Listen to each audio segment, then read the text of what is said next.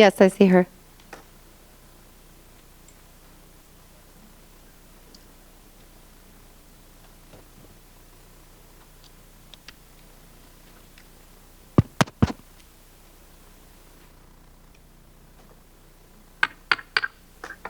This is Commission President Hamdi Mohammed convening the regular meeting of February 27, 2024. The time is now 12:02 p.m.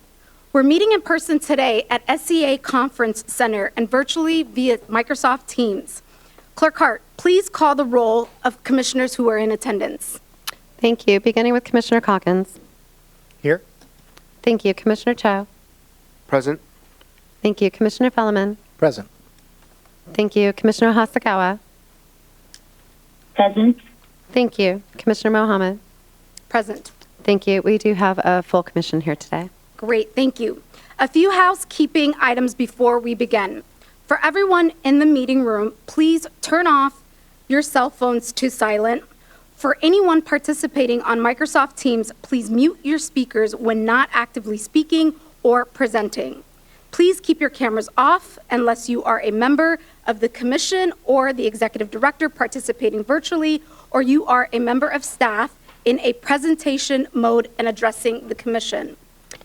Members of the public addressing the commission during public comment may turn on their cameras when their names are called to speak, and will turn them back off again at the conclusion of their remarks. For anyone at the dais here today, please turn off the speakers on any computers and silence your devices. Please also remember to address your request to be recognized to speak through the chair. Please wait to speak until you have been recognized. You'll turn on your microphones on and off as needed. All the items noted here will ensure a smoother meeting. Thank you. All votes today will be taken by the roll call method so that it is clear for anyone participating virtually how votes are casted. Commissioners will say aye or nay when their names are called. We're meeting on the ancestral lands and waters of the Coast Salish people, with whom we share a commitment to steward these natural resources for generations to come. This meeting is being digitally recorded and may be viewed or heard at any time on the Port's website and may be rebroadcasted by King County Television. Please stand or join us for the Pledge of Allegiance now. I pledge allegiance to the flag of the United States of America and to the republic for which it stands, one nation, under God, indivisible, with liberty and justice for all.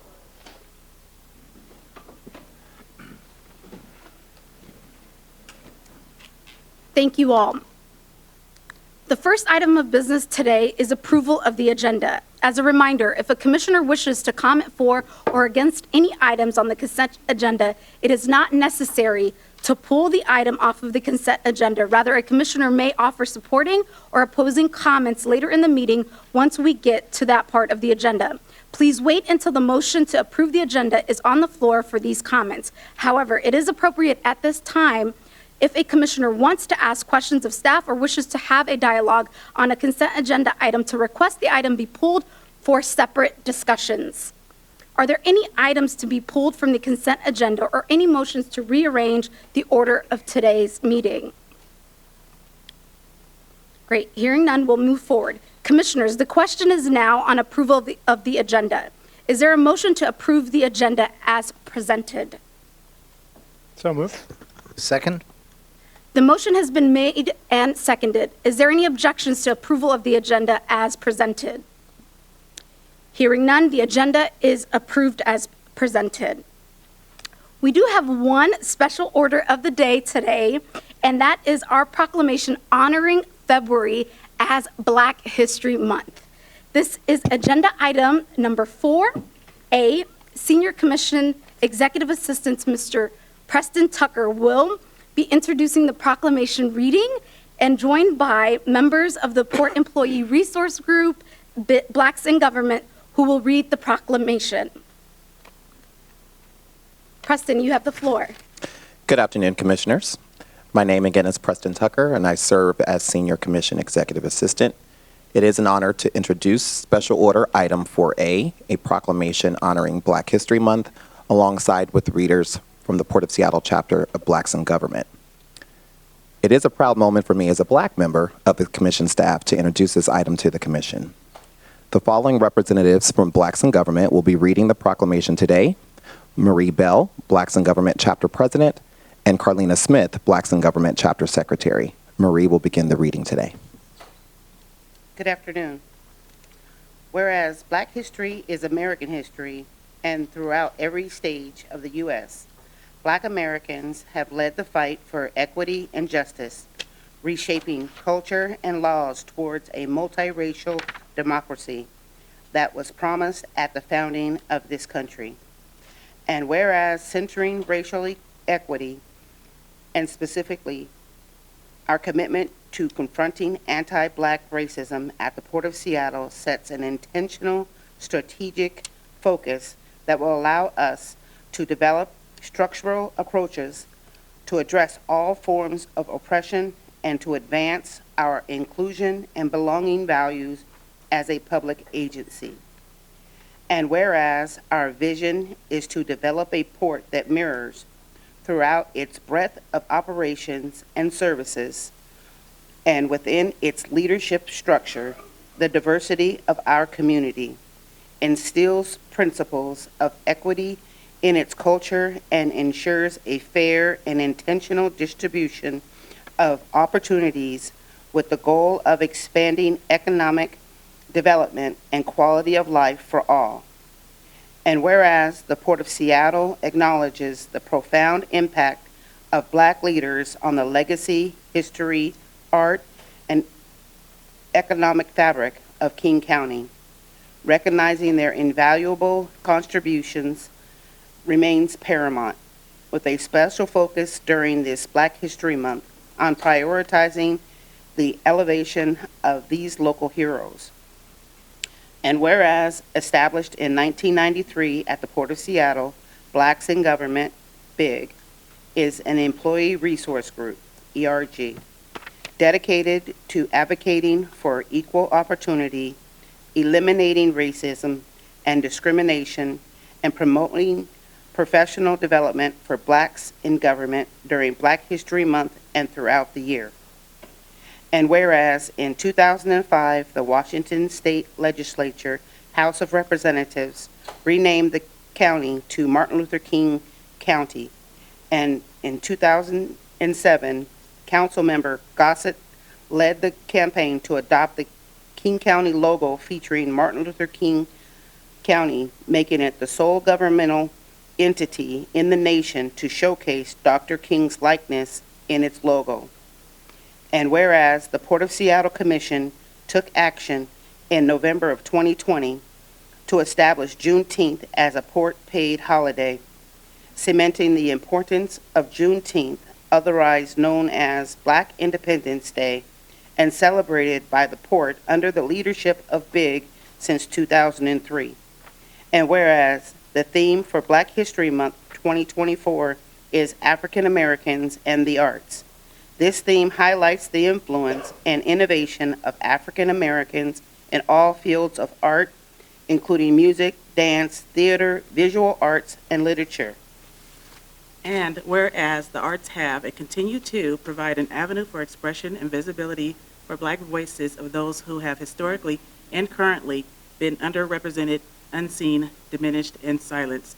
And whereas our region boasts world-renowned artists like musicians such as Jimi Hendrix, the Black Tones, jazz and blues singer Ernestine Anderson, musician and producer Quincy Jones, painters James W. Washington Jr. and Jacob Lawrence, artists Barbara Earl Thomas and Marita Dingus, photographer Al Smith, writer Ijeoma Eluo, culinary artists Chef Christy Brown and Ariel Bangs, and home to the Langston Hughes Performing Arts Institute and the Black and Tan Hall.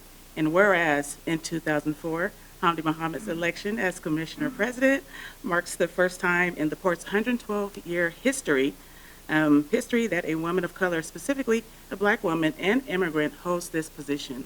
And whereas the Port Commission and BIG are proud to present Eddie Rye with a Lifetime Achievement Award to recognize Mr. Rye's inspiring decades-long track record of activism and community organizing on behalf of Black people in Washington State and beyond.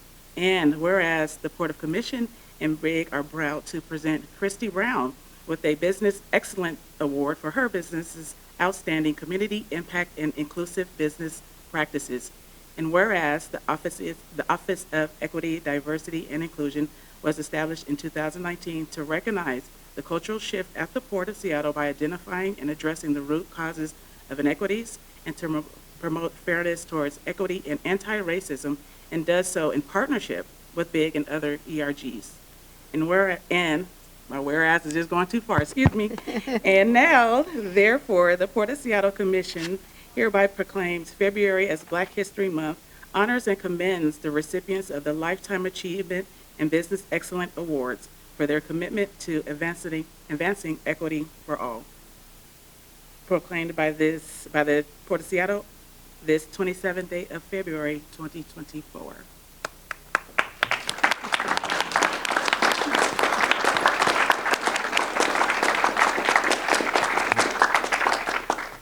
Thank you, Ms. Marie and Shayla and Mr. Preston, for the reading.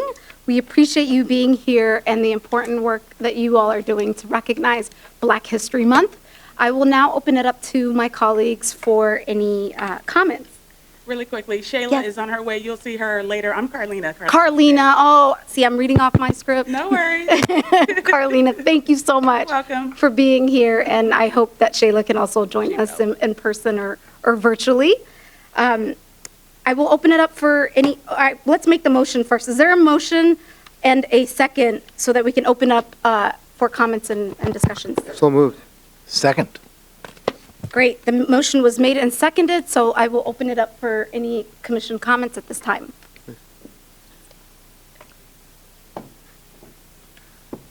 All right, so which of these guys are going to go first? I just want to really thank you. It's quite a few whereases. It's a very educational effort, and it's one of the things I really love about these resolutions. That cements the importance of these recognitions so that we all can better appreciate the contributions all of our communities make to this area. And I've really appreciated the contributions Preston has made to our office most directly, but the fact is that the contributions of Black America has been huge, and I think finally well recognized, and I appreciate the port being part of that, so thank you very much. You're welcome. Thank you. Thank you, Commissioner Fellman. Commissioner Cho? Yeah, I just want to echo those sentiments. First and foremost, I want to thank our Senior Executive Assistant, Preston Tucker, for all the work that you do in our office. It came to my attention recently that I think Preston is actually the first Black person to serve in the Commission office in a full-time staff capacity. And so I appreciate you setting that precedence for us and breaking barriers. Really, really do appreciate you, Preston. And I know my colleagues join me in my appreciation. And also, lastly, to BIG. One of our strongest and best ERGs at the port. You all lead our organization in so many ways. Every year you step up to provide us with these amazing proclamations. But not only that, I know that you are leaders amongst the ERGs as well. And that speaks volumes given the many ERGs that we have here. I always enjoy participating in your annual MLK Junior Ball. I had the honor of speaking at that a few years ago. I just love to see the continued growth of the community, and I certainly hope that we can continue to see that going forward. Happy Black History Month. Very proud of this organization and all we've done to promote equity, diversity, and inclusion. And this is really just one small piece of that. And so thank you for all your work and your advocacy. Thank you to all the port employees and, quite frankly, all those who are part of the port ecosystem that may not be directly employed by us, but continue to contribute to the great work that we do as an organization, as an institution. We're all very proud. Thank you. Thank you, Commissioner Cho. Commissioner Calkins? I know that proclamations like this tend to be celebratory and positive. I also think of these as moments where we're creating a bulwark against backsliding. I think we're in a moment right now where rights are being removed from people in our society, and so we need to think about ways that we can prevent that kind of backsliding from happening, and whether that's for Black Americans or women or for LGBTQ members. And part of it is just education and acknowledgement. And so we sit up here and we learn these things through these proclamations, and we highlight aspects of our history, positive and negative, in part because we don't want to forget. And so I think it's really important we do these proclamations around Black History Month and other notable elements in the year, so that my kids don't ever think they can stop fighting for this stuff. So I'm strongly supportive of this, really grateful for President Mohammed's leadership, and I'm going to resoundingly vote yes on this. That's great. Commissioner Hasagawa, and then I'll come back to you. Commissioner Hasagawa. Thank you all so much. I'm hoping that my audio is coming through right now, but I'll keep it short and sweet. Thank you to everyone for that put in work on this proclamation, and thank you to Preston for that amazing introduction. Thank you to both of our presenters for that beautiful reading, and thank you to President Mohammed for your leadership. Each year, I look forward to the reading of the Black History Month proclamation, and it's truly a joy to be in this work alongside all of you. Happy Black History Month. I look forward to being in person soon. Thank you, Commissioner Hasagawa. It's good to see you. Commissioner Fellman, you had an additional comment. Well, I did feel it was important to recognize our president a little bit more directly and the contributions that she's been making and making sure that this proclamation received the attention it did. But since it's focused on art and music, I just wanted to impart a quick personal connection. So when I was in graduate school, I bartended at night to pay for the school a bit. And so Ernestine Anderson opened up her own little bar. It was very short-lived, but it was like a living room type setting. And to have Ernestine Anderson, the fact that I got paid to work for her was like out of this world. But one night, Richie Havens played at the bar. And so I just thought I died and went to heaven. And the fact that they paid me to do it was one of the greatest pride moments of mine. So thank you for Black History, allowing me such a privilege. And I just wanted to share that moment with you. Thank you. Thank you. That's a great story. Executive Director Metric, do you have any comments? Thank you, President Mohammed. I'm going to recognize your leadership on this and all the commissioners for doing this, and Preston for bringing the proclamation forward, for Marie and Carlina for that incredible reading of that. And I think going through those items to say, so great in the proclamation to cover all those things and the contributions of Black Americans. From inventors to scholars, artists to actors, business leaders to presidents and other political leaders, and advocates of equity and social justice, African Americans have made history for our country and enriched our society. Black History Month is an opportunity for us to honor these experiences and the roles of African Americans have made in shaping our nation. The Port continues to strive to become a model for equity, diversity, and inclusion. And to achieve that goal, we must acknowledge the racial oppression and deeply rooted racism in our nation's history and continue to work every day to combat systemic racism in all of its forms. And I look forward to joining you in the reception later, celebrating Black History Month here at the Airport Conference Center following today's commission meeting. So thank you for the opportunity to speak to that. Thank you. Thank you, Executive Director Metric, and thank you to all of my colleagues. And I echo those same sentiments, and I just want to specifically say thank you to Big Blacks in Government. As an organization, it's been inspiring to see your leadership at the Port of Seattle, and the work that you all have been doing has paved the way for people like me to be here. And I will also give a lot of credit to my colleagues. When Juneteenth was adopted as a paid holiday, I was not on the Port Commission. That was done before I joined the Port. And so there has been a commitment from this organization, from this particular commission, to making sure that we're uplifting the voices of all people and that we're an organization that is inclusive and welcoming. And I love this year's theme. The Harlem Renaissance is the one that comes to mind for me, being able to see what happened in the 20s and the 30s and how music has evolved, and then seeing where Renaissance is today. With anyone that knows me knows I'm a big Beyonce fan, and the Renaissance tour happened this year. You know what it did for our airport? It was a record-breaking year for the airport, and it was a record-breaking year for the region when it came to the amount of people that traveled here, stayed at hotels locally, and were, coming together, enjoying her music in particular. And it contributed to our nation's economy. It's $4.5 billion that tour alone contributed to, and that's just another moment where we talk about Black history, Black artists, from Jimi Hendrix to today's artists like Beyonce Knowles Carter. And again, I thank you all for your leadership and the work that you're doing and uplifting the voices and the stories of Black people.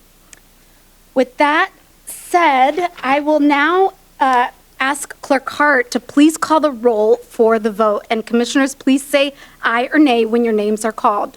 Thank you. Beginning with Commissioner Mohammed. Aye. Thank you. Commissioner Calkins. Aye. Thank you. Commissioner Cho. Aye. Thank you. Commissioner Fellman. Aye. Thank you. And Commissioner Hasagawa. Aye.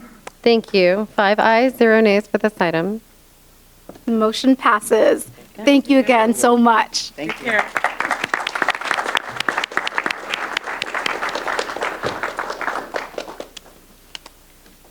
Great. So next on our agenda is the Executive Director's report. Executive Director Metrick, you have the floor. Good afternoon, Commissioners. It's hard to believe, but this is the last meeting of February, but here we are. It's here already. I want to begin by thanking you and the Port employees who supported Black History Month proclamation and the many events that our Port chapter of Blacks in Government hosted this month, and including the reception to follow here. I'm looking forward to the reception this afternoon, and thank you, President Mohammed, for helping lead this effort along with Big. I have a few updates this afternoon before moving to today's business meeting. Last week, along with Commissioner Fellman, I had the opportunity to attend the ribbon cutting for the Coast Guard Cetacean Desk for the Puget Sound region at the Coast Guard base here in Seattle. Thanks in part to the advocacy of Commissioner Fellman, our work with the Northwest Seaport Alliance, and our state's congressional delegation, funding was secured in the 2023 National Defense Authorization Act, the NDAA, to expand the capacity of the Coast Guard's Vessel Traffic Service to inform mariners of ways to avoid conflicts with whales. That is what the staff at the Cetacean Desk does. It's not just a desk that sits there, it's a desk that does work. So it's nice to see those efforts pay off in a tangible way to help protect our orcas, humpbacks, and other whales in the region. Also last week, many of you may have saw it, the local news media highlighted the great work of our Port of Seattle Police Department drug interdiction team. The Port of Seattle Police Department drug interdiction detectives focus on domestic and international narcotics traffickers connected to the airport and the seaport. Recently, the interdiction team followed up on a tip and working with a highly trained canine were able to find 150,000 fentanyl pills in a traveler's checked bag. And if you saw the video of it, it was amazing to see that.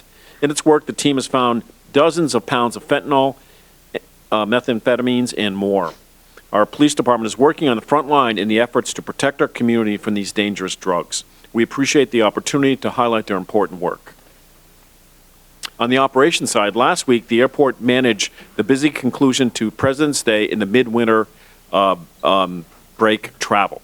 Between February 15th and the 20th, we managed 5 days with higher year-over-year volume than 2023, which tracks with our forecast for 2024 to likely be the busiest year in our airport's history, in our airport's 75-year history, as a matter of fact. As a reminder, volume is a measurement of economic activity. Every traveler supports jobs on and off the airport and in the region. I'd also like to remind the public that airport operations is a team sport. Delivering that 5-star level of service takes partnership with airlines, federal agencies, dining and retail, and transportation providers, and the employees at the port. So thank you to everyone who helped make this first busy weekend of 2024 such a success. We look for more as we move forward through the year. Moving to today's commission meeting, our primary focus today will be the commission order related to sound insulation. And I'll have more to say about that during the introduction of that item. So thank you, President Mohammed. Thank you, Executive Director Metrick, for your report. Any comments from my colleagues?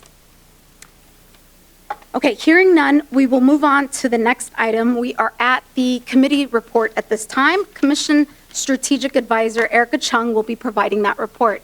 Erica, you have the floor. Good afternoon, President Mohammed, Commissioners, and Executive Director Metrick. I have 3 committee reports for you. They're all from February 20th.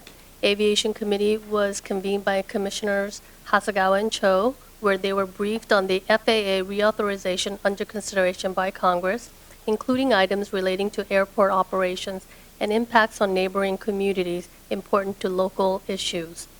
On February 28th also, Commissioners Cho and Fellman convened the Sustainability, Environment, and Climate Committee, where the committee was briefed on the community inputs received with regards to the SCA tree replacement standards and SCA land stewardship plan, and how staff have responded to and incorporated those requests, including public input period, role of equity, and annual metrics.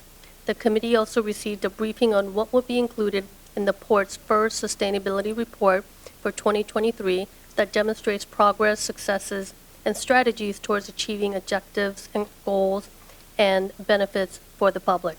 The performance metrics are tightly aligned with the port's vision, Century Agenda goals, and the UN Sustainable Development Goals. Staff are currently gathering data and hope to publish the report by June of 2024. The committee then reviewed the 2024 committee work plan and discussed how work in the committee will be prioritized given the breadth of work proposed for the year. Also on February 20th, the Port-wide Arts and Culture Board met with Commissioner Fellman participating.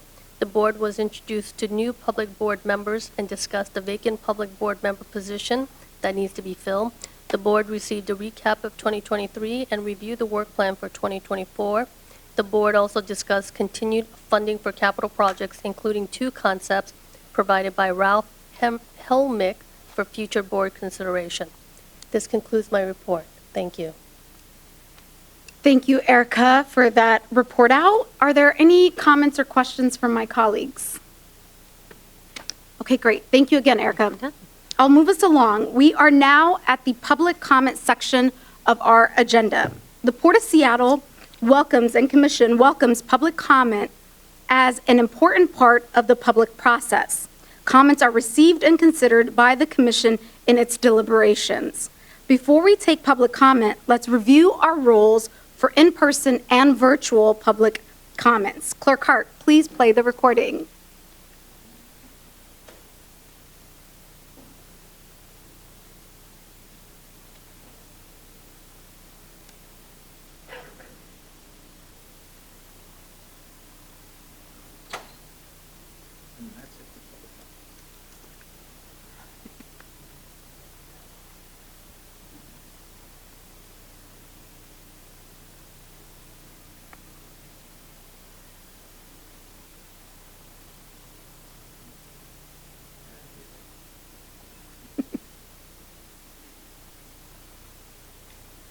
You want me to try it from here? Yeah. Okay. Give me just one moment. I'll try it from my computer.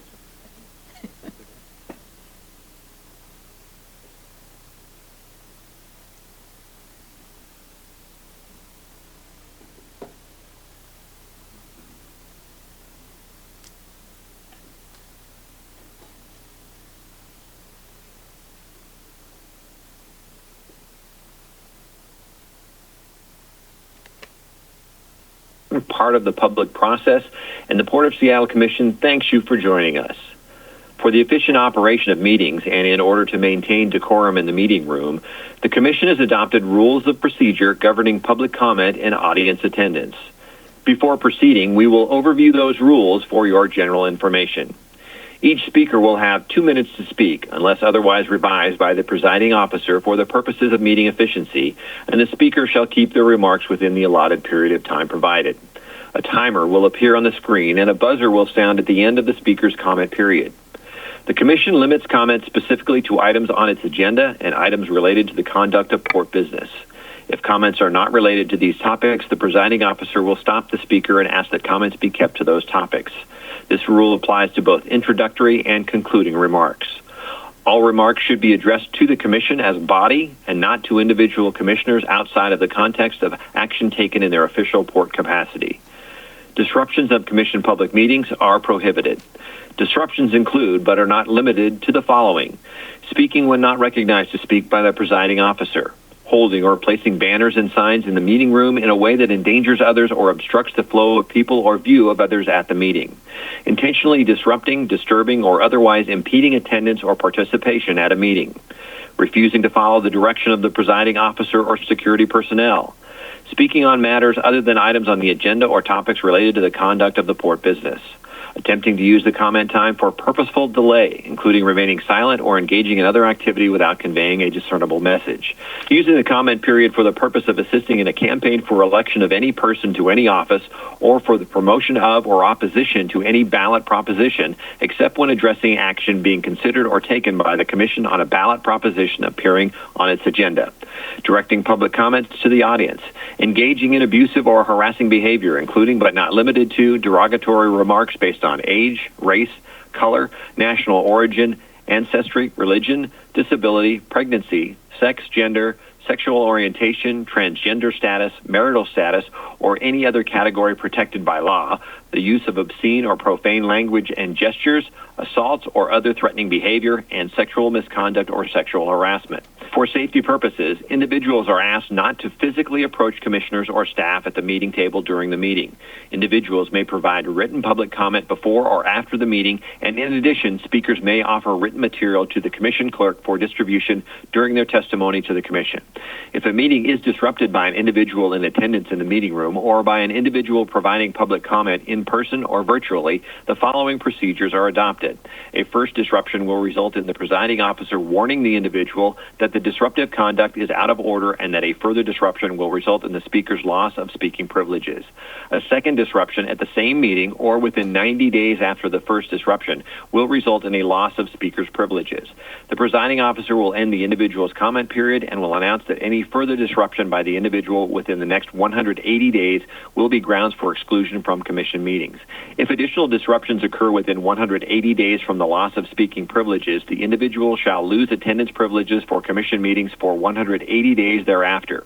This applies to individuals who are in person or attending virtually. If during the 3 years following a 180-day period of exclusion from commission meetings, an individual engages in another disruption, the individual shall lose attendance privileges for the commission meeting for a 1-year period thereafter. Written materials provided to the clerk will be included in today's meeting record. The clerk has a list of those prepared to speak. We are taking comments from anyone who has signed up to speak virtually, as well as from anyone who has joined us in the chambers. When your name is called, if you are joining virtually, please unmute yourself, then please repeat your name for the record and state your topic related to an item on the agenda or related to the conduct of port business. If you're on the Teams meeting and at the same time streaming the meeting on the website, please mute the website stream to avoid feedback. When you have concluded your remarks, you may again turn off your camera and mute your speaker. If you are speaking from the room, please come to the testimony table, repeat your name for the record, and state your topic related to an item on the agenda or related to the conduct of port business. Our public comment period will now commence.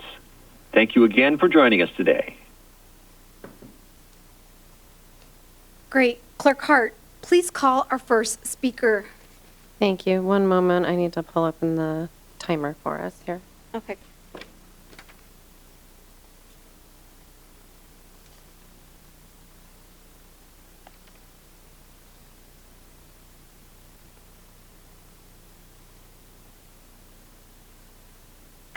Madam Commission President, members of the Commission, we have about 13 people who have signed up today to our virtual, so I'm actually going to take them first before we go into the room, if that's all right. That works. Great, thank you. So our first speaker joining us virtually is Ann Croker.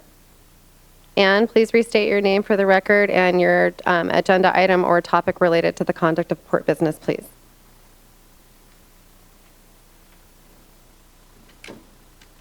Ann, I think you're muted.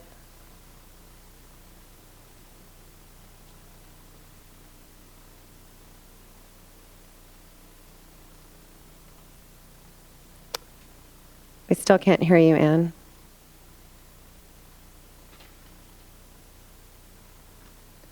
It may be your speaker settings.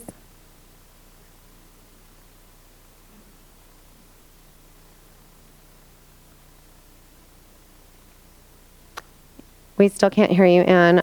I will come back to you. Okay? Okay. Moving to our next speaker, we have Karen Valoria joining us also virtually. Karen, please restate your name for the record and your agenda item or topic related to the conduct of port business, please. My name is Karen Valoria. I am commenting in favor of passing Resolution 2024-04. Thank you. Thank you, Commissioners, for your time here today. I've lived in the North Highline Burien area for over 25 years. I've raised my sons here. I love my neighbors and the easy access to the city and the airport. I would have been there in person because this is such a pressing matter for so many of us, were it not for these cold symptoms I have. As an immigrant and a single mother, I was ecstatic about being able to finally afford a home for my family in the Boulevard Park area of Burien over 20 years ago. I knew I was buying a house under the flight path, but I was told I have a port package. But the house was what I could afford, and I was told the noise inside my home would be minimal. In the last 10 years or so, I've noticed condensation starting between my double-pane windows. That condensation is now turning into mold, and because of the construction of the windows, I cannot clean between the panes. I also hear planes constantly, just as if I were standing outside. I am planning on spending my retirement years in my home where I deserve to be comfortable and healthy. I do not want to watch the mold slowly creeping and growing inside my own living room. Those of us who live here do not have the discretionary funds to get new window and insulation treatments. Please pass this resolution. It is for the health and safety for those of us living so close to the airport. Thank you for your time. Thank you for your comments. Clerk Hart, please call the next speaker. Thank you. I'm going to try to go back to Ann. Ann, I'm not sure if you were able to resolve your speaker issues. If you want to come on camera, if you're still with us, Ann, we can test that. And she may have disconnected from the meeting. So we will turn to the room, starting with Mayor Mohammed Igal.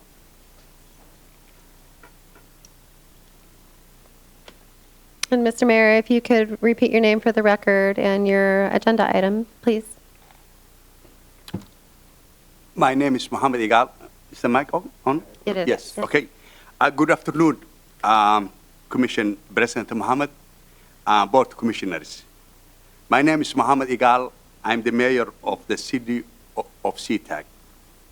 I'm also here to voice my support for the order or agenda item 2024-14, which will establish the sound installation, repair and replacement pilot program at the board. In 2021, I have knocked on almost 10,000 doors in the city of Sea-Tac.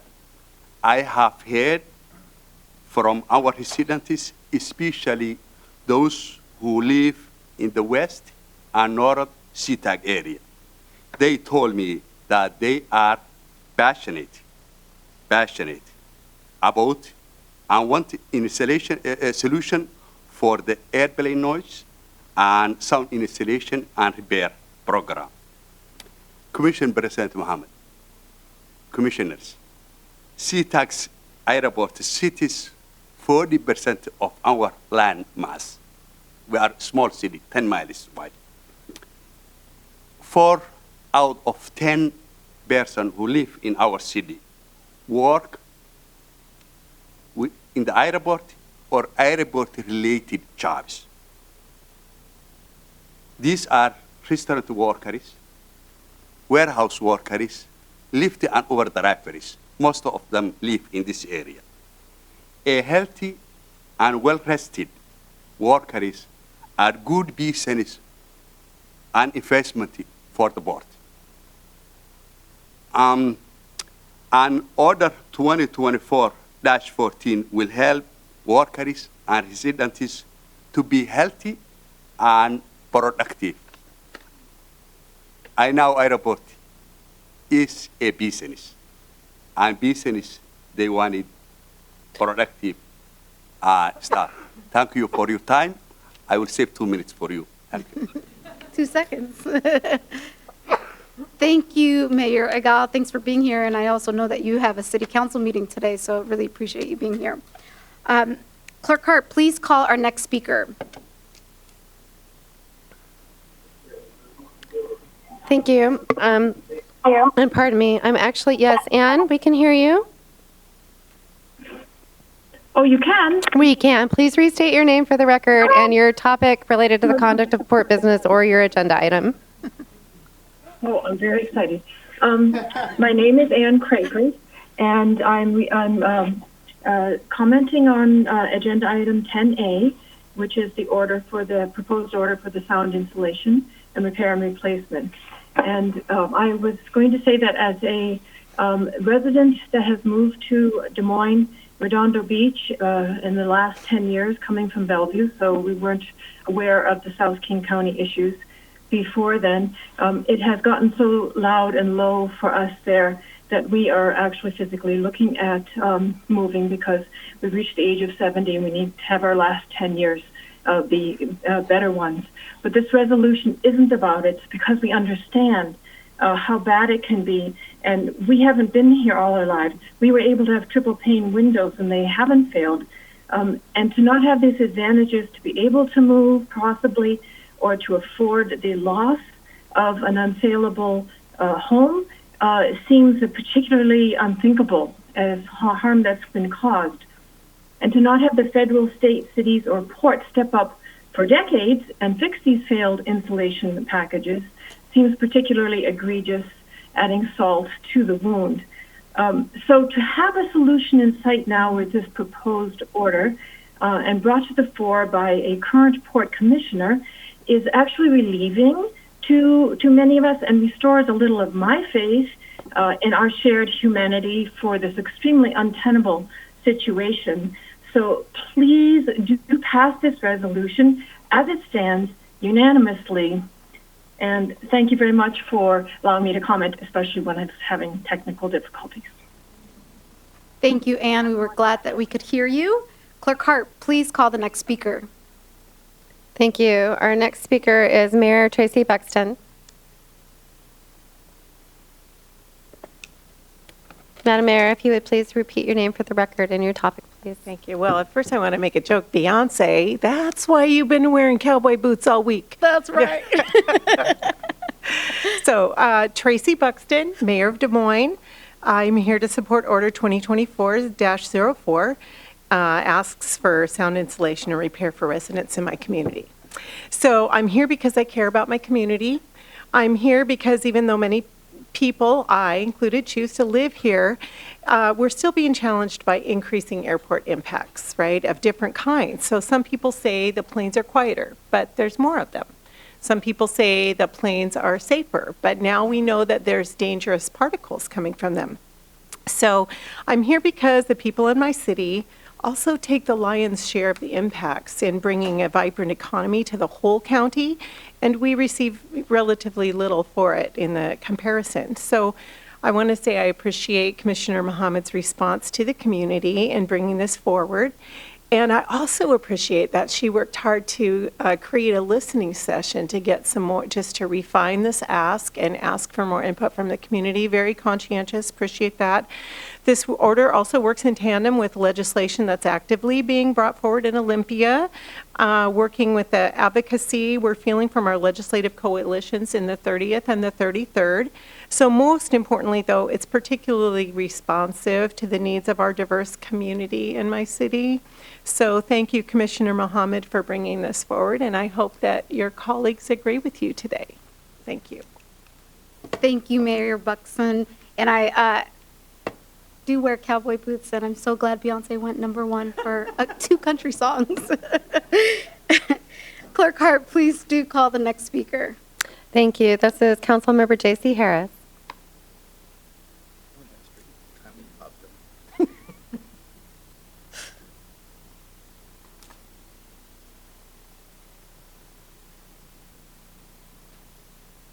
JC, if you would please repeat your name for the record and your topic, please. Good Good afternoon. My name is J.C. Harris. I'm here on behalf of Sea-Tac Noise. You know, this is actually a historic day. You're going to like this.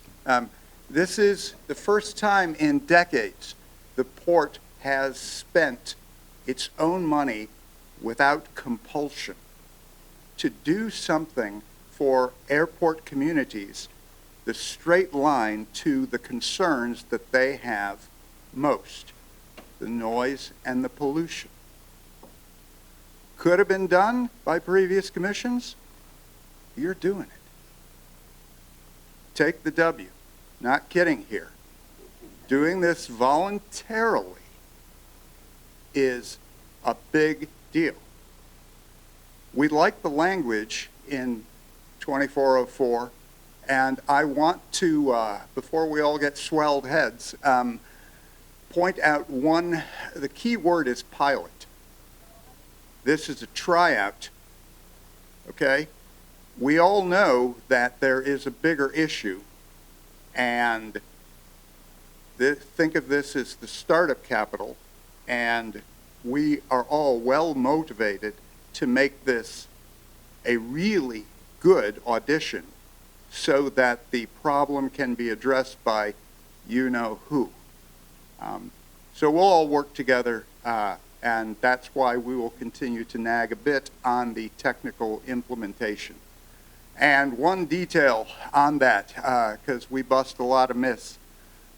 I've heard from congressmen on down about, these things wear out. Give me a couple of seconds here. You're also going to like this. They don't wear out. A quality port package should last many decades. Full stop. Okay? If your windows broke down in 10 years or whatever, okay, you got the wrong system from the wrong people. And I'm telling you this because the port now does a really good job. So by supporting this, you can be sure that the updates that you provide are going to provide excellent service for many generations of future homeowners in the most diverse and heavily impacted area of South King County. This is the equity, and you should feel really, really good about this. Thank you. Thank you, Councilmember J.C. Harris. Clerk Hart, please call the next speaker. Thank you, Madam Commissioner President. Apologies, I'm not sure why I shared with sound. It just didn't sound. So I tried to share again. Hopefully it'll work this time. Our next speaker is Denise Utley. Denise, please repeat your name for the record and your agenda item or topic related to the conduct of port business. Thank you. My name's Denise Utley, and I'm here to speak with regard to 2024-04, the Seattle Port Noise Remedy Program. And if I may, before you start my clock, I just want to draw to your attention that I'm the one that has spammed your email with a longer version of my prepared comments. And I only draw it to your attention because there's photographs in there that I would be happy for you to see, since we are not able to show them in here today. Excuse me. My port package was installed in February of the year 2000. My home was built in 1959, for the record. The port at that time paid $44,000 for my port package. The port contracted window manufacturer at that time for myself and for hundreds of us was a company called Alpine Windows. 5 months after my installation, in July of 2000, Alpine Windows declared bankruptcy, and our warranty on our wonderful, expensive windows was gone. $44,000 for one home. My windows began failing within 3 years. The failure included fogged glass, mold, leaking water, and water damage to my wood framing and my drywall. This is not to be considered normal wear and tear.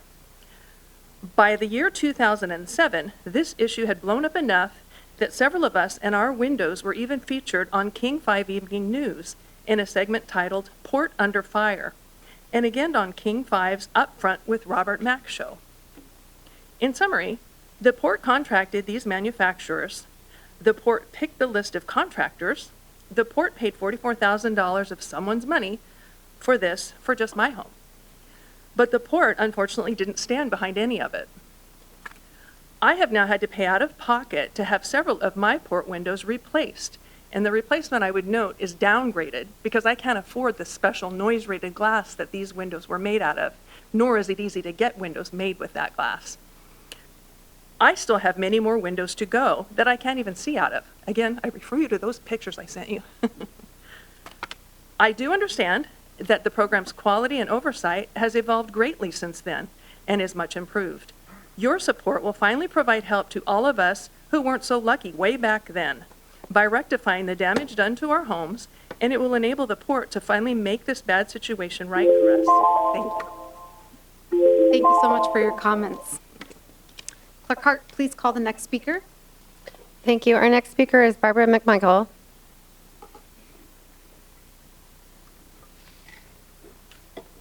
Barbara, if you would repeat your name for the record and your topic, please. Okay, thank you. My name is Barbara McMichael. I'm going to be speaking about the Port Package 2024-04. I'm a resident of Des Moines. I grew up in what eventually incorporated as the city of Sea-Tac, so I'm a longtime committed community resident.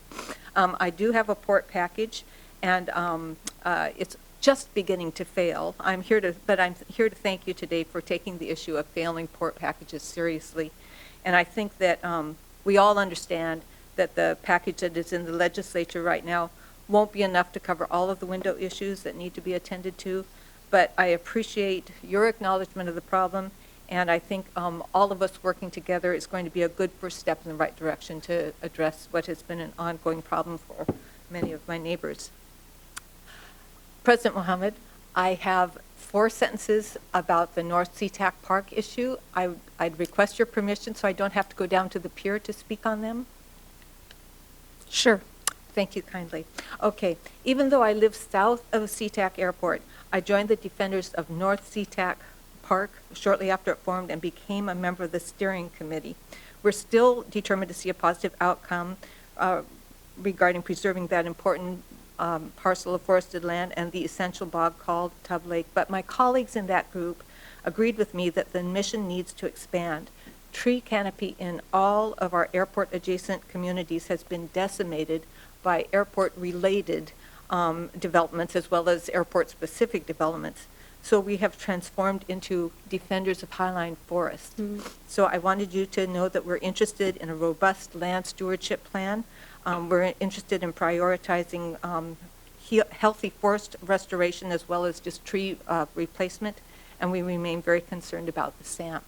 They're all in under 2 minutes. Thank you kindly. You did excellent. Thank you so much.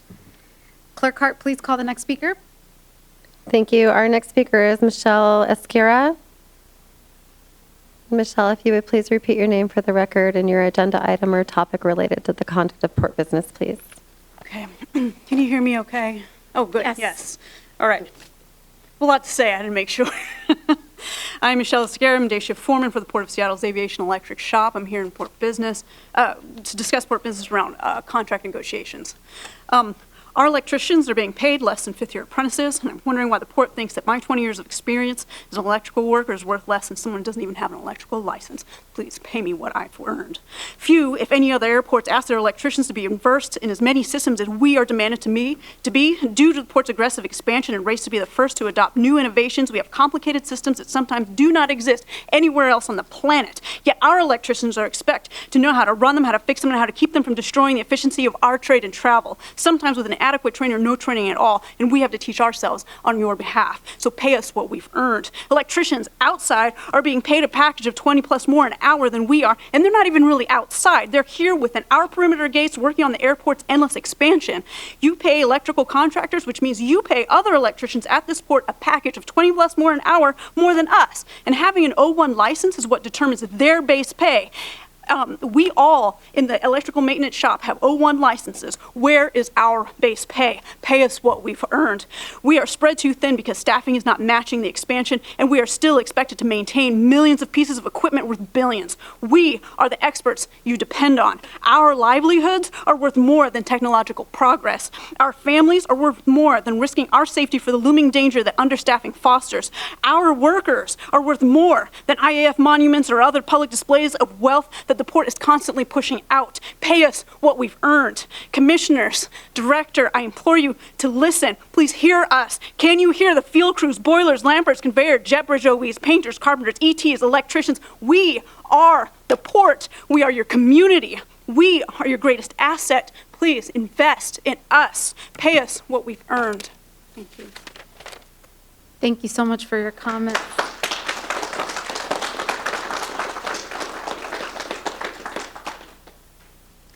Clerk Hart, next speaker, please.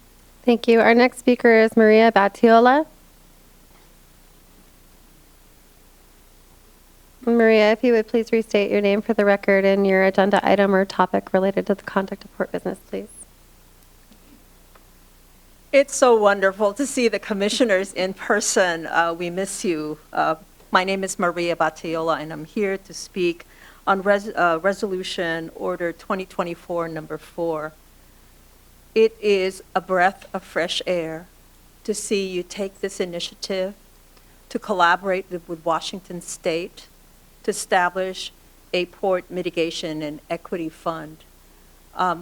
I chair Beacon Hill Council, and our community is so supportive of what you're doing to be able to help those most in need, particularly with the use of the Equity Index. We're also very happy and want to tell you about the meaning and significance, particularly in February, which is Black History Month, that the word equity isn't just for those who've had it to be fixed, but the people who are impacted. As you well know, there's considerable majority of people of color residents. This is where they can buy, this is where they can create home, raise their families, and those families have children. Those families have elders. Those families have people with asthma.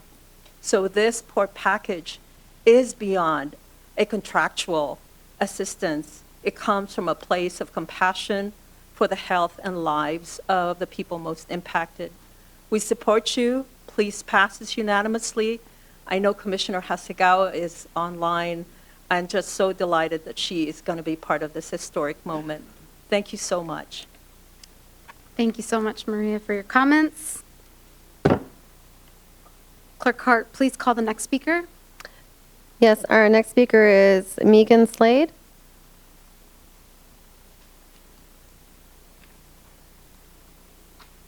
And Megan, if you would repeat your name for the record and your topic related to the conduct of port business or your agenda item, and hopefully I pronounced your name properly. You did just great. Great, thank you.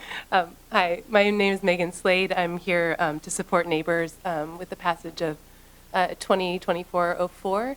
I am a resident in Beacon Hill. I live under the flight path and have children who experience respiratory and neurodevelopmental challenges. I'm here today with my own respiratory challenges, and many families in my neighborhood have health concerns that are important. Professionally, I'm a licensed mental health counselor. I work in perinatal mental health with families with pregnancies, babies, young children. I'm especially concerned about the unique vulnerability of these growing minds and bodies, the information we have about aircraft, air and noise pollution on respiratory health, cardiovascular, neurodevelopmental, and adverse birth outcomes, including preterm birth and low birth weight. Our airport impacted communities want and deserve to be in healthy environments, and those who are most vulnerable, especially, are dependent on our leaders and the port to provide the resources that address those health inequities. So thank you so much for bringing this important resolution 2024-04. So we have the opportunity to do so. Thank you. Thank you so much for your comments. Clerk Hart, please call the next speaker. Yes, our next speaker is Geraldine Chambers. Geraldine, if you would please repeat your name for the record and your topic related to the conduct of port business or your agenda item. My name's Geraldine Chambers. I'm speaking in support of Resolution 2024-04. I'm a 42-year resident of Beacon Hill, which has a very diverse demographic group, and I think this is a matter of fairness. And we get the flight path not just from Sea-Tac, but in my area also from King County Airport, so we're pretty impacted. And I'm just want to express my support on behalf of many of my neighbors who might not have been able to come to a daytime meeting. Thank you very much. Thank you for your comments as well. Clerk Hart, please call the next speaker. Thank you. Our next speaker is Linda Wong. Linda, please repeat your name for the record and your topic related to the conduct of port business or the agenda item. Thank you. Hello, my name is Linda Wong. I am here to show support for 2024-04. A long-term resident of Beacon Hill. Both my parents and I own older homes, so we understand what it's like to live underneath the flight path and the impacts of that. And so, which is why I'm here to show support for my neighbors. That's it. Thank you so much for your comments. Clerk Hart, please call the next speaker. Thank you. Our last speaker signed up today is Heather Morton.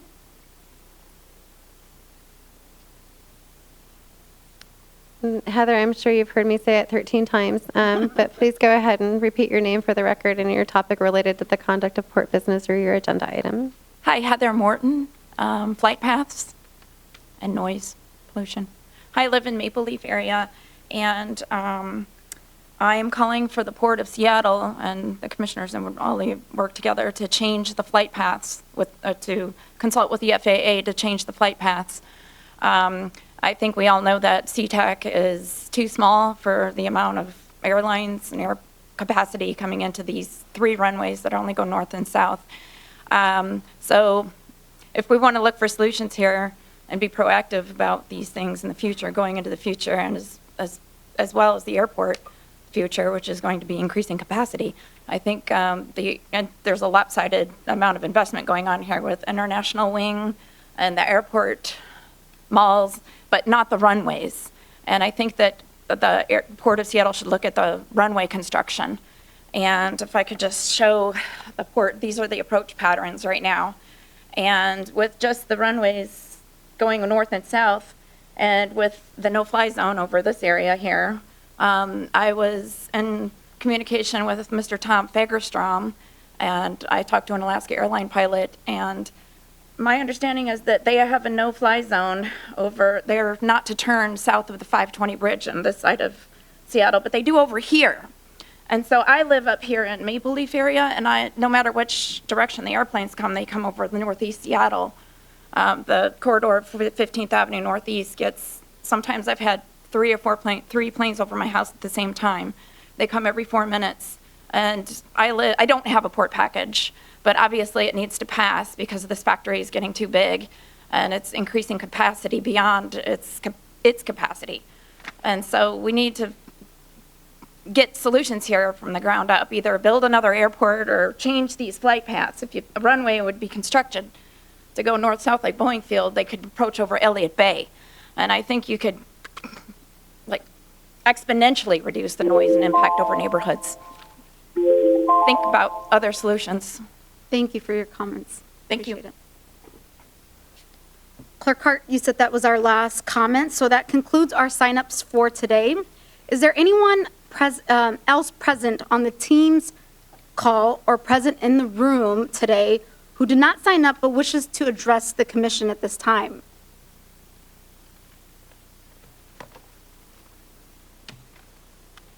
Okay. Hearing none, I'll move us along. At this time, I'll ask Clerk Hart to please give a synopsis of any written comments that we have received. Thank you, Madam Commission President, members of the Commission, Executive Director Metric. We have received 11 written comments for the meeting today. These have been previously distributed to your emails and will become a part of this meeting's record. The first comment comes from Brian Davis, Vice Chair of the Burien Airport Committee, supporting the adoption of Order Number 2024-04.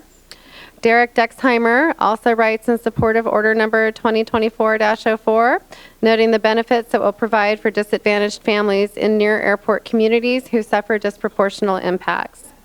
Laura Gibbons writes, also supporting order number 2024-04, to begin to address the harms caused by planes flying in and out of Sea-Tac.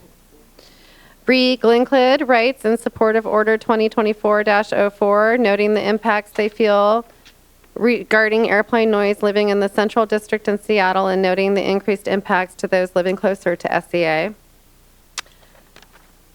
Rosemary Moore also writes in support of order 2024-04, noting efforts of the port toward mitigating severe noise and air pollution and other harms to local communities caused by airplanes in and out of SEA. Janet Quinn writes to support Port Economic Development grant funding for 2024, noting that the funds are a huge help to cities as they seek to grow their business communities. Julie Saul writes to urge adoption of Order 2024-04, noting harmful impacts to those living under the flight path.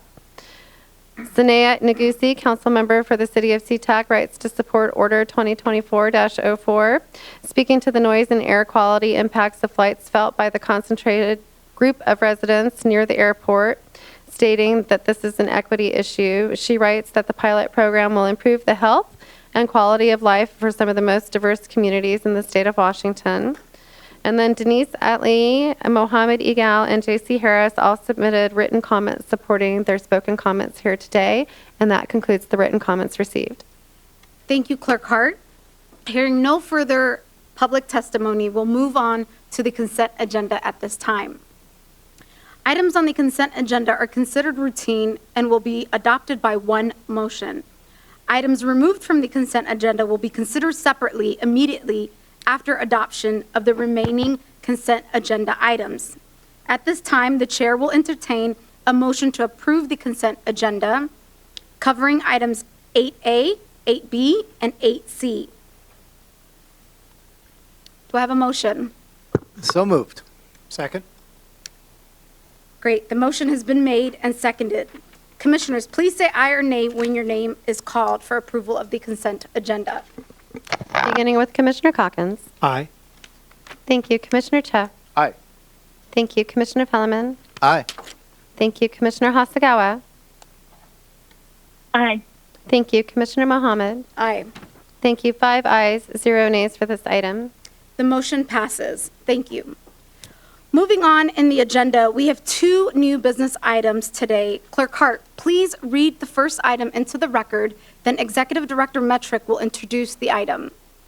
Thank you. This is agenda item 10A, order number 2024-04, an order setting a timeline for the completion of the assessment of prior sound insulated properties, creating a sound insulation repair and replacement pilot program, and setting equity guidelines for this program.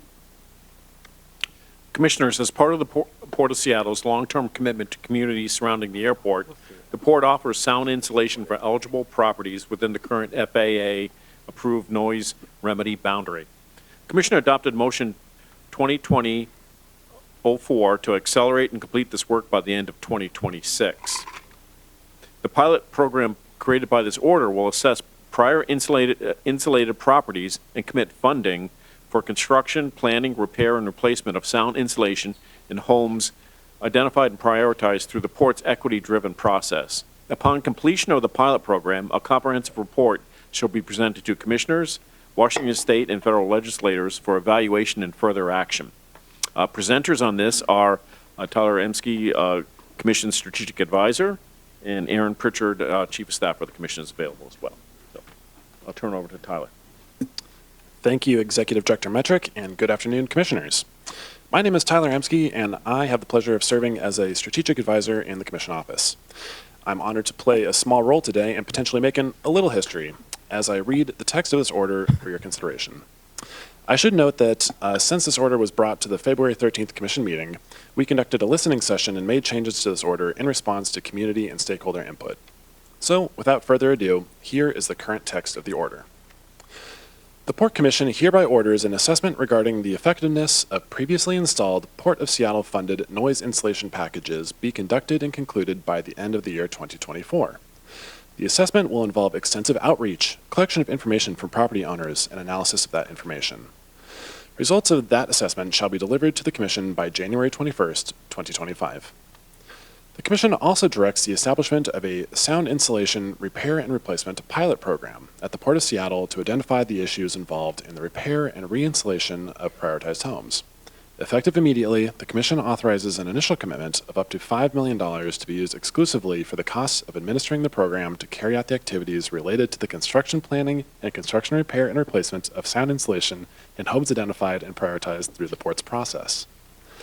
The Port will seek state matching funds and federal grant funding, if available, as well. The Commission hereby sets the goal of completing the assessment phase and beginning the construction planning and/or construction phase of this pilot program in the year 2025. The Commission also authorizes the Executive Director to execute any and all contracts and documents necessary for the assessment directed by this order and the sound insulation repair and replacement pilot program, including but not limited to the use of existing job order contracts, port crews, purchasing contracts, service agreements, construction contracts, agreements with private property owners, and the acquisition of any property rights associated with the sound insulation repair and replacement pilot program. The total budget authorized by this order is $6.5 million for the assessment directed by this order and the sound insulation repair and replacement pilot program. The Port shall use its equity index or other data-driven tool developed by the Port's Office of Equity, Diversity, and Inclusion, as well as other program criteria, to identify and prioritize properties that will be part of this limited pilot program. The equity index shall help determine who should receive priority consideration for repair and/or replacement of their noise insulation during the pilot. Upon completion of the pilot program, a comprehensive report shall be presented to commissioners, Washington state and federal legislators for evaluation and further action. That concludes the text of the order. So there was a lot of very long sentences in there, but I'll just go ahead and go back there and summarize. This order basically does 5 things, all for the first time in the Port's history. 1, it requires an assessment of the effectiveness of noise insulation in homes that previously received Port-funded noise insulation packages. 2, it creates a pilot program that funds the actual repair and replacement of insulation in homes that are determined to need this work.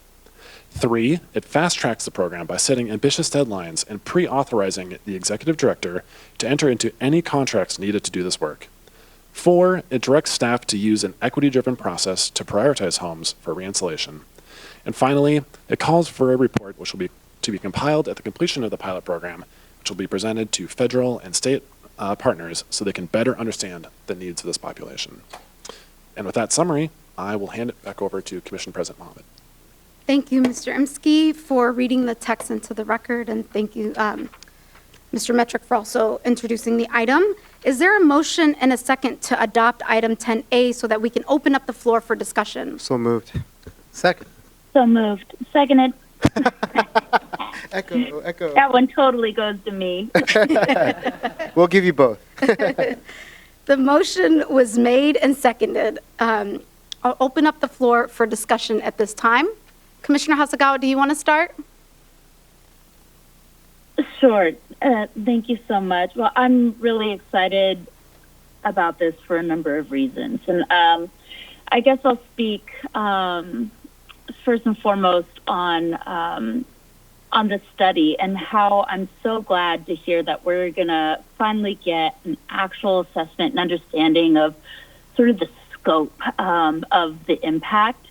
And I feel like it really positions us to have that information to be able to lead and being able to go back to our partners at the state and let them know exactly what it is that it's going to take in order to get all of this resolved, and to be able to lead our partners in the federal government also to be able to be part of the solution. So I'm really excited about the study. I'm really excited about the funding itself, the $5 million towards beginning to address this. And yes, as a pilot, I couldn't agree with Councilmember Harris Moore when he says that, a pilot signals that this is the first step, but that there's going to be subsequent action. And so I think that this resolution actually nods towards the need for subsequent action. And as a first step, this is something that all of us can be incredibly proud of.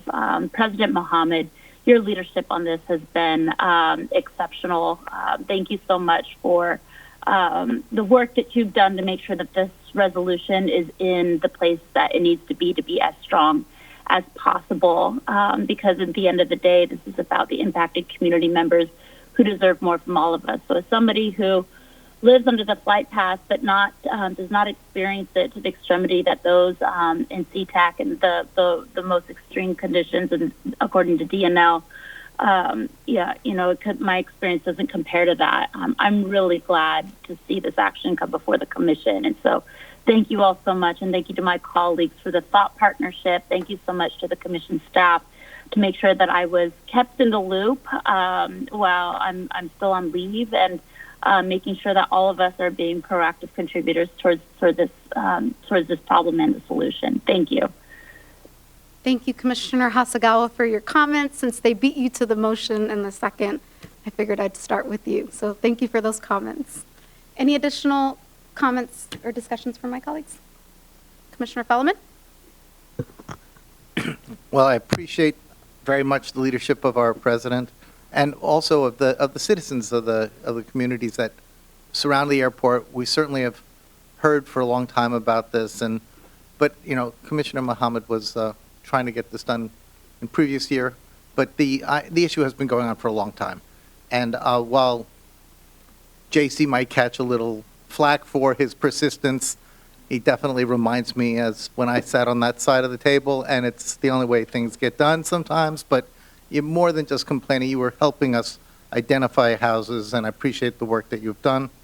I do also appreciate staff trying to rise to this occasion and trying to deal with this challenge that we've had, and I don't envy you. I don't consider this a small task, but I think it is one that's worthy of our effort, and appreciate the funding that's necessary to get it done. And Tyler, for your ongoing help in getting it over the finish line. And yes, it'll be some portion of precedent-setting moment here that I'm glad that you can share with us. So once again, thank you for your leadership, and look forward to passing this resolution. Thank you, Commissioner Fellman. Commissioner Cloud.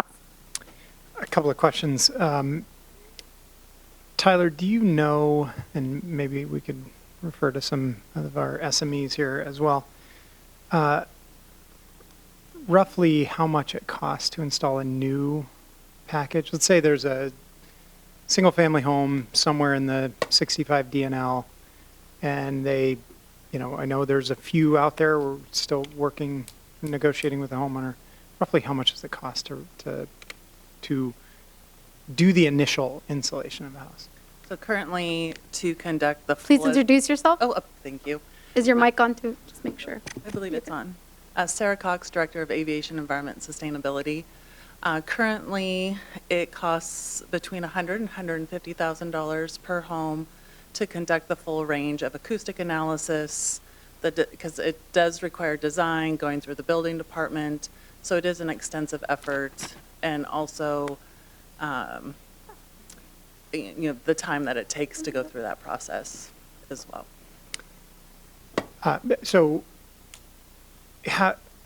One of the things as we're conducting these assessments that I want staff to be thinking about and engaging in conversations with the community about is repair and replacement the only option? Or could a homeowner choose, for instance, similar to say like an insurance claim, to take a cash payout and choose to do something different? Let's say, with their house, let's say it's older housing stock, and they want to use that to finance the reconstruction of an entire home with triple pane windows and insulation.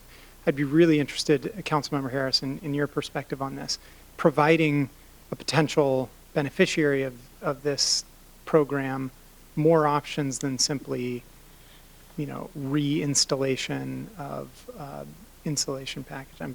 I know our legal department is screaming. Yeah, and that is, like, as we look at the different funding mechanisms and implementation approaches, we're looking at all of those options, and it will be vetted with the different legal and other departments. I want us to I think it's important to kind of step back and say there's an opportunity actually here to create real value for that homeowner in a way that if we constrain it to a very limited repair and replacement program, they could get a better overall outcome if given the right circumstances, while at the same time not stranding people with a sort of very difficult to manage process if they're not interested in that. So. Thank you for that feedback. Yeah. The reason I asked the question is $150,000. It could represent in some of these cases a third or 40% of the value of the house currently on the market right now. So, I want us to think about what that can mean if it were not just limited to, a contractor coming in that is overseen by the airport. Yeah, and I would like to note that it extends beyond the windows and doors. Often it includes heating and ventilation upgrades as well as electrical panel upgrades, because a lot, they're integrated as we go through the evaluation of what is needed to meet the sound insulation requirements. Thank you. Commissioner Chode. Commissioner Fellman.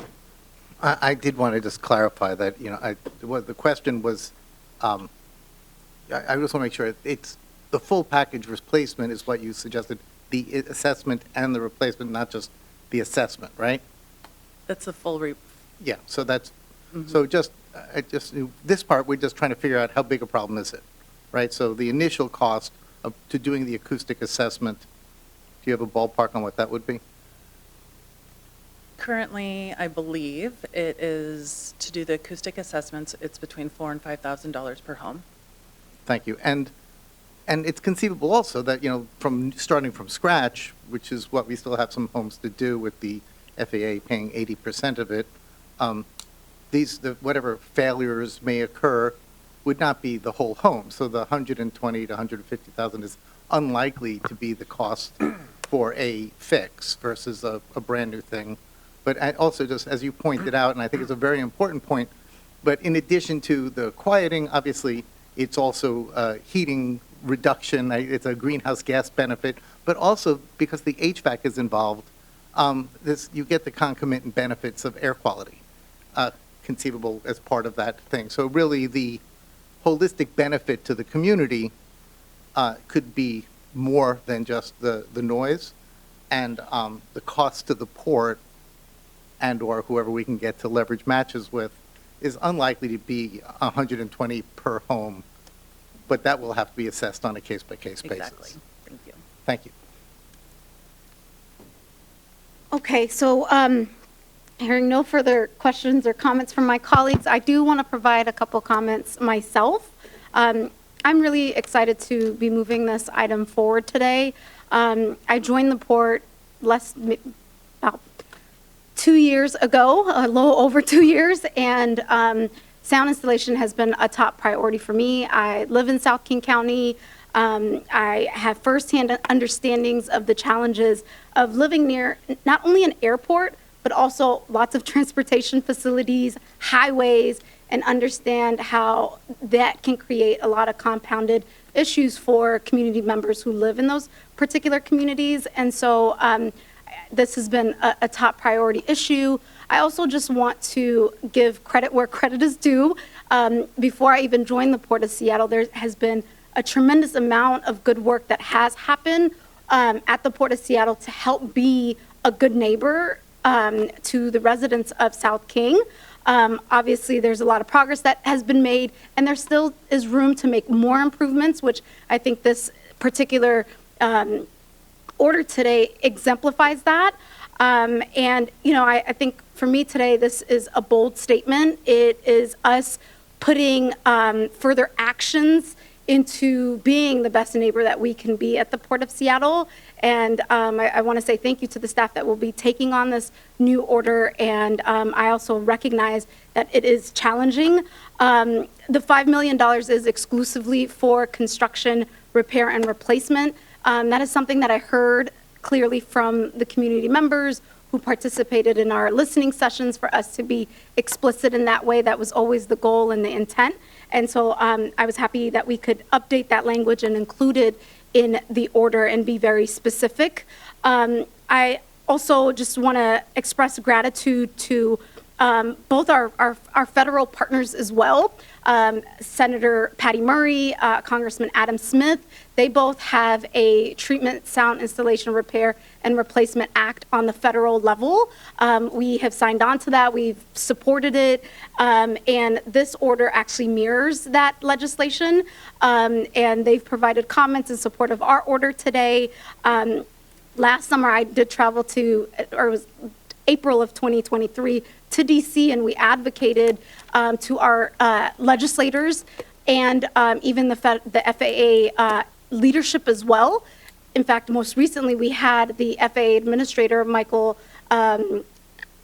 his last name I'm blanking on now, Michael Whitaker, who came down to Seattle and visited the airport, and he was, this was one of the issues that we also brought to his attention as well. So, you know, I think for me, this is an issue that we are obviously taking a proactive step in addressing, but it is one that we really do need leadership and partnership at the federal level, at the state level, and it needs also the commission to also take it on and be supportive, and we're showing that, but it really does need collaborative work for us to be able to work as a collective to help address some of the most pressing issues that we hear from residents who are closest to the airport. And so again, I just want to thank staff. I want to thank the residents of South King County who have voiced their concerns for many years, even before I joined the commission, and appreciate them being a part of the public process. And that concludes my comments. And so I will move us along and we can proceed to the vote. Clerk Hart, please call the roll for the vote. Commissioners, say aye or nay when your name is called. Thank you. I'm going to start this one with Commissioner Mohammed as well. Aye. Thank you. Commissioner Calkins. Aye. Thank you. Commissioner Cho. Aye. Thank you. Commissioner Felleman. Aye. Thank you. And Commissioner Hasakawa. Aye. Thank you. 5 ayes, 0 nays for this item. Wonderful. The motion passes.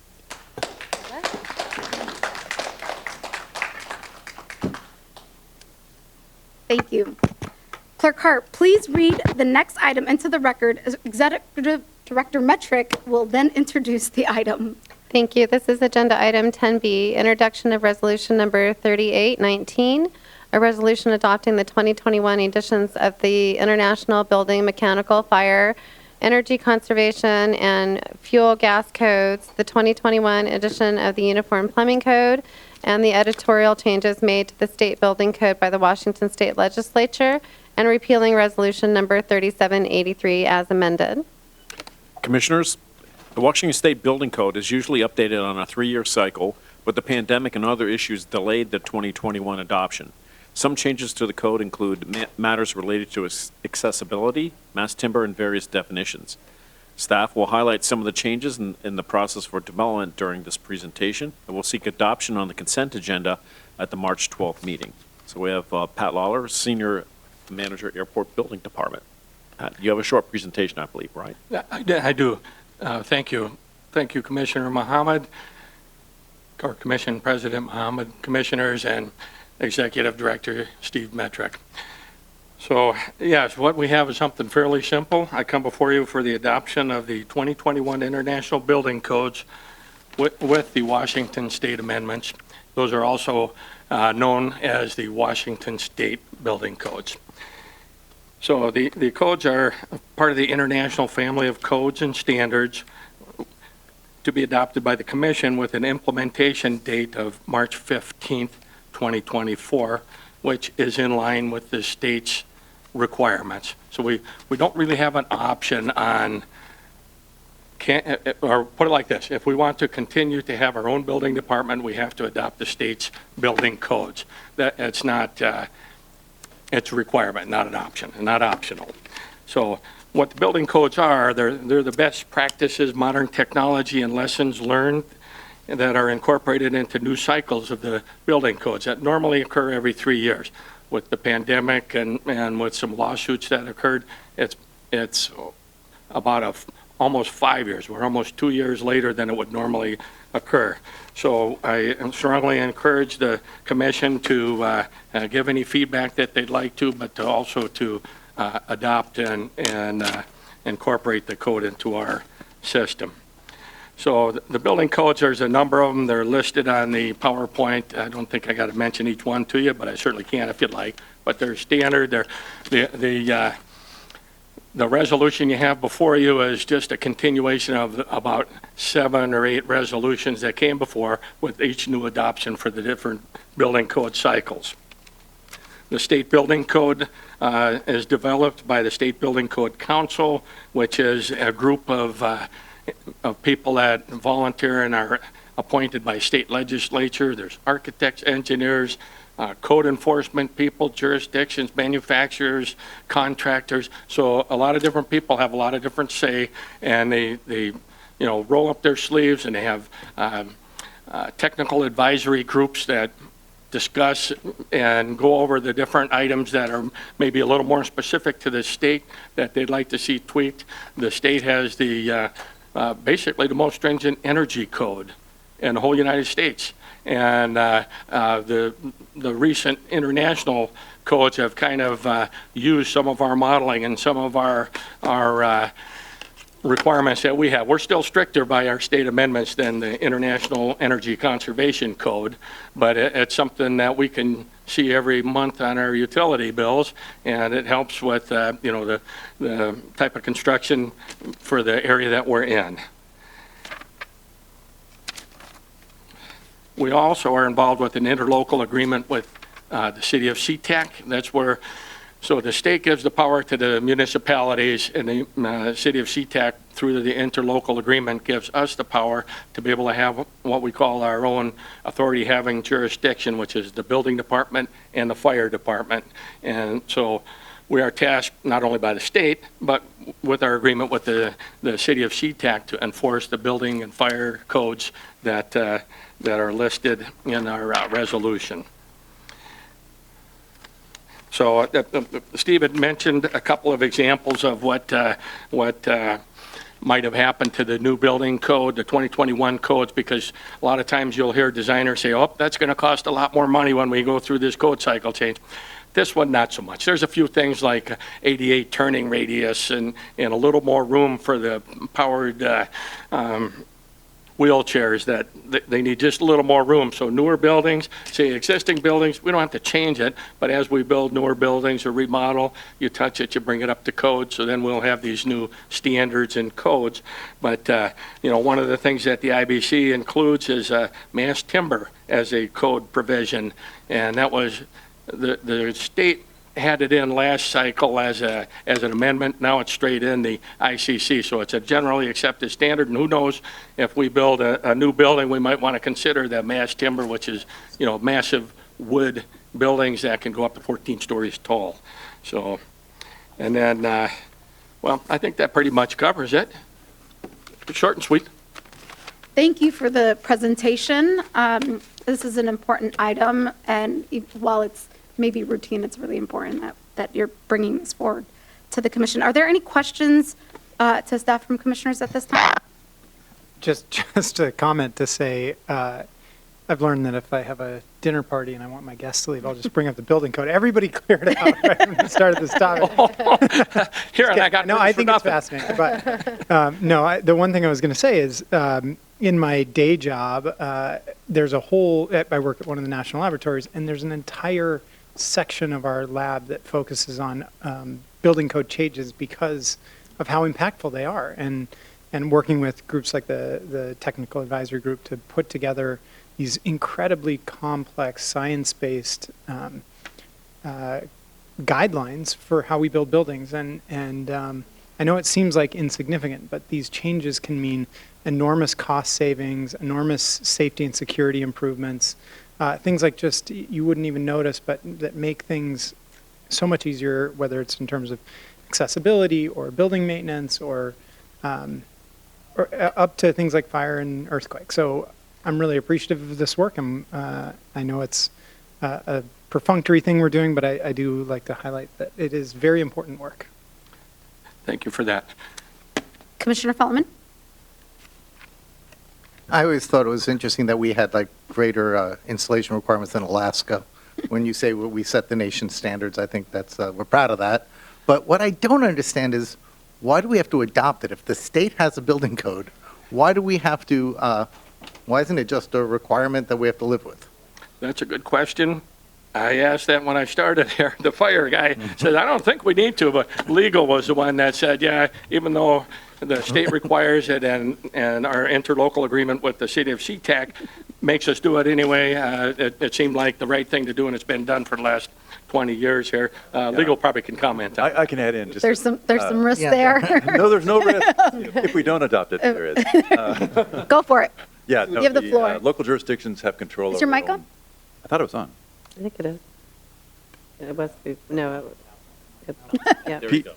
Pete Rambles, General Counsel. Local jurisdictions have control of their own land use and building codes, and so they each have to adopt their own, even if it's mandated by state, and they have the ability to change things a little bit as well, so there is some discretion. Can I point out that the changes that we could do as a local building department usually are administrative, but if we wanted to make something more serious, we'd have to go to the state building code of council for approval of that, and you can never make it less restrictive than what the building code is.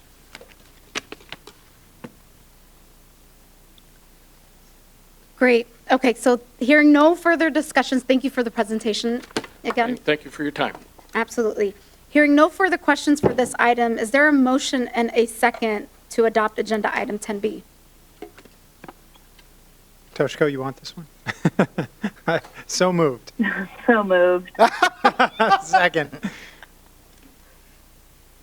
The motion has been made and seconded. Clerk Hart, please call the roll. I got this 5-second delay working against me, I think. There is, yeah. Commissioner Hasagawa, I still gave that one to you as the maker of the motion. Beginning with Commissioner Calkins. Why, thank you. Aye. Thank you. Commissioner Cho. Aye. Thank you. Commissioner Fellman. Aye. Thank you. Commissioner Hasagawa. Aye. Thank you. Commissioner Mohammed. Aye. Thank you. 5 ayes, 0 nays for this item. The motion passes. Well, that was a short agenda. That concludes our business meeting agenda for the day. Are there any closing comments at this time or motions related to committee referrals from commissioners at this time? Commissioner Feldman. I just wanted to speak to briefly, the one item we had on consent was the adoption of the international agenda. And I'm very fond of the fact that we now include this in our program, but one of the things that I'm always sensitive to is not to be totally deferring to international standards. International standards are very often the least common denominator. What can you get a developing nation to adopt?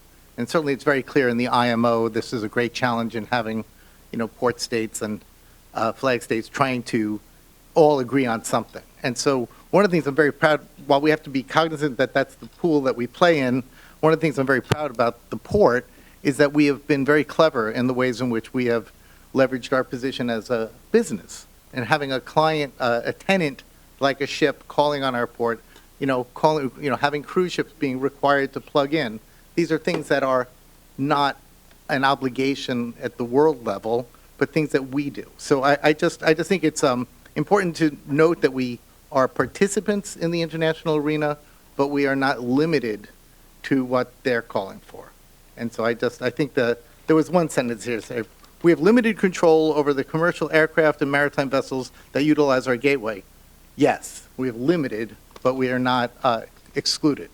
So I appreciate the ability to adopt this agenda. I just don't want it to be too deferential. Thank you. I figured that's noted. Any additional comments? Executive Director Metrick, do you have any closing comments for the evening or the day?